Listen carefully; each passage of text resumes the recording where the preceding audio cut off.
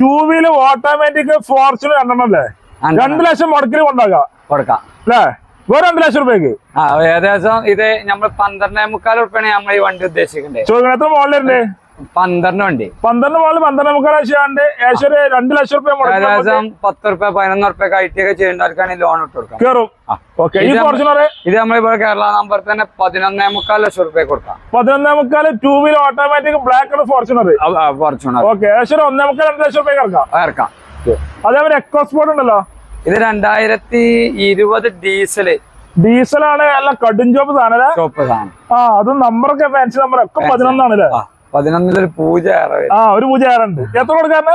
ഇത് നമുക്ക് 7.25 റുപ്യ ഫുൾ ആണ്. ഉറപ്പ് മുടക്കാതെ എക്കോസ്പോർട്ട്. ഓക്കെ ഇന്നോവ പറയണ്ടല്ലോ, ഇന്നോവ 2014 വിയ. ഇത് നമുക്ക് ഒരു 9,60,000 റുപ്യ കൊടുക്കാം.